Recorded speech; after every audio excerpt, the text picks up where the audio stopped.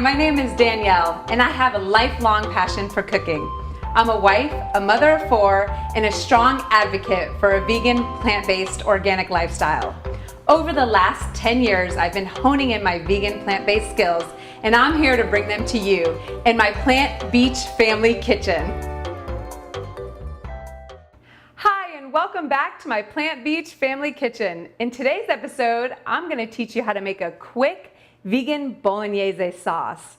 So at first, you just want your food processor out, and that way everything gets chopped in the food processor and it's super easy. So right here I have 1 onion, 1 medium-sized onion, 3 garlic cloves, and of course if you're not a huge garlic fan, you can take some garlic away, or if you love garlic, you can put more in. I think 3 works pretty good with this amount. And then what you want to do is you just want to pulse it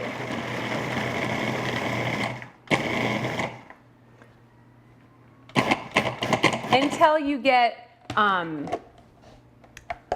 where you don't want it so fine that you cannot see the onions, but you want it to be fine enough that it'll blend into the sauce. So what we're gonna do is take this bowl right over here to the stove, and we're gonna get it cooking, get it started. And this is all real time that you're seeing this. So in this jar, I like to keep next to my stove, it's coconut oil and olive oil, and I like to do about 3/4 coconut oil to 1/4 olive oil. And the reason why is because coconut oil, all the health properties do not get damaged at higher heat, and it kind of balances out the olive oil, so that way we're keeping the nutrients intact when we're heating it up. When you blend the two together, it gives you the flavor of almost like a butter. It's not strong or too heavy in the coconut, because in some dishes you just don't want it to taste like coconut oil. Okay, so in here we're going to put the onions in. We're going to get those going. You can hear already that beautiful sizzle. You want the pan to be nice and hot starting when you're going in. And then of course, like anything else, give it a nice little salt. And we're going to let that just cook while we continue to put the rest of the ingredients in here. So next up, you want to put some carrots in here. And the reason why I'm doing this in steps is because if you put too much into the food processor, it'll start to puree things. You know, the blade will be spinning at the bottom, and the bottom will be pureed, but the top won't, get incorporated. So that's the reason why we're doing it in steps. All right.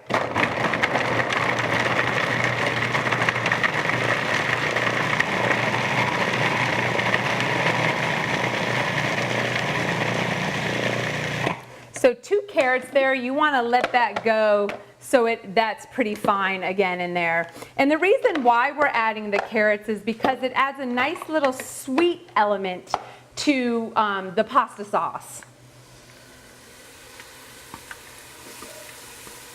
So I put those carrots in there, give it a little bit of a stir. And you can smell right away the garlic, the onions, the carrots. That is the beginning to a beautiful sauce there. And this is kind of like on a medium. And next up is the main part of our dish, is the mushrooms. Now I'm going to talk to you a little bit about mushrooms. Here I have cremini mushrooms, about 1 pound. You could make a mix. Sometimes I do some shiitake and some cremini, but cremini is of course a much more affordable way to go, and it works. So when you get your mushrooms, you never want to plunge them or clean them under water or colander. You want to take, and I like to use a bleach-free paper towel, dampen it just a little bit and wipe the dirt off of them. So, because the reason why is if you submerge them in water to clean them off, the mushrooms absorb the water, and then anything that you're making with mushrooms becomes really watery. And especially if you're just browning mushrooms, it is nearly impossible to brown them the way that to their full potential if you've soaked them in water. So okay, so the mushrooms go in. Again, you don't want to overcrowd it, so you may need to do this in 2 batches, which is what we're going to do today. So right here. And you want a nice crumble, almost like the texture of what ground beef would be or something like that. Of course, keeping it much more heart healthy for you. Okay, so just to give you a little picture of how that looks, you can see it's nice and crumbled there. And we're going to pour this one in. And then I'm going to finish up the other mushrooms. And like I said, you want to do this in stages. I know it seems a little tedious at first, but it really, in the long run, it's better to just have the patience and do split up your processing, just so that way it doesn't become mushy and it gives you that texture that you're looking for. So now we'll go all the way over here to the saute pan, and all of this can now come out. You can see there's a good amount in here, and of course that's the way you want it to be. Nice, full of flavor, full of texture. So okay, so now we've got all that sauteing. We're going to give it a nice mix. And man, it smells good. And if, look, this was left, so you can either leave it in if you don't mind, or just put it off to the side if you find a little chunk that didn't get pureed. This is real cooking here, so things are gonna not always turn out perfect, but most of the time they do. Okay, so you can see a nice little saute is happening here. You have the carrots again that are gonna lend the sweetness, the garlic, which is classically Italian, and onion. Okay. So now that that's getting nice and cooked up and pureed and sauteed in here, what I'm going to do is I'm going to leave a little spot in the middle. I'm going to push the mushroom mixture out to the side. And this is a really, really important tip. I'm going to just put a touch more of my olive oil coconut mixture in here. This right here is tomato paste. And tomato paste lends this dish a deep cooked flavor that you cannot achieve without it. I like to get my tomato paste in glass because I'm trying to stay away from any extra chemicals or preservatives that might be in canned products or tubed products. So what's important to know about this tomato paste is it never reaches its full potential until you cook it out. You want it to brown a little bit in the pan. You want it to cook. You want to awaken all of those flavors, and you really cannot achieve that unless you kind of give it some time to brown in that pan. So you can even, once it gets in there, you can even mix it in with all the mix.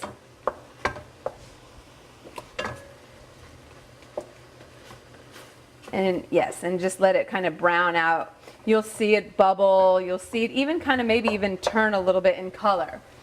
So, okay, next thing I want to do is add my seasonings. So right here I've got oregano, thyme, and right here I have fennel powder. And fennel powder gives it that taste that is often found in sausage and things like that, or that you would typically find in a meat sauce of an Italian home. So, but of course keeping it vegan here. So we're mimicking those flavors. So right here what I like to do is just put them in. And again, I like the heat of the pan to wake up the spices. So the oil, the tomatoes, and all those spices are going to incorporate. And when it hits the pan, that's what you're looking for, the smell right away. It smells like Italian. It smells like an Italian grandmother's kitchen. And you can see this comes together really quickly. Okay, this is not traditional, and if you don't have jackfruit laying around, 90% of the time I make this dish without jackfruit, but today I had an extra jackfruit laying around, and so I figured why not use it in here. So again, if you have the can of jackfruit, you can get it fresh or canned. If you do get it canned, you want to rinse it under the water and then shred it. And this is just going to give a visual, because after all, we do, whenever we're sitting down to a meal, the first thing we do is look at it. And we eat with our eyes first because it looks beautiful. It looks reminiscent of what we remember a sauce to be, a Sunday sauce. So it just gives a nice visual. So, okay, but again, if you don't have the jackfruit at home, make the sauce. It's it doesn't need the jackfruit. It just gives a little extra something if you happen to have an extra can laying around. Okay, so that's mixed in there. And then next up, I like to put 2 cans of crushed tomatoes. Now, we're keeping this quick, so you could roast tomatoes in the oven and also put them in here. But since it's a quick sauce, I'm just using these, again, tomatoes in a glass jar, crushed tomatoes. All right. And you can see how that's coming together. And what really gives it that Bolognese kind of feel is adding a little bit of almond milk in here.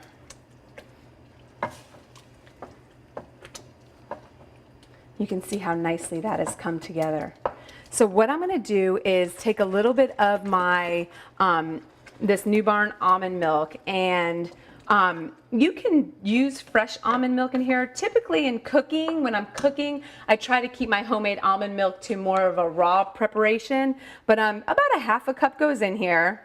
You can use your judgment. If you like a little bit more of a pink sauce, you can add a little bit more, or if the sauce seems like it's too thick or something like that. Okay, but look, you can see right away it's gone from that red hue to like a pinky red hue.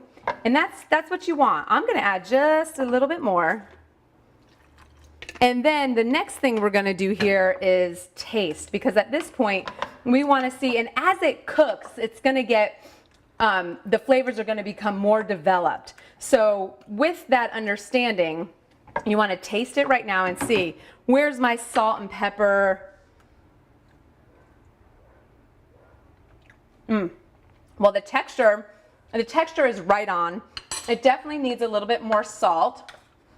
So I'm going to add some salt and a couple grinds of fresh pepper.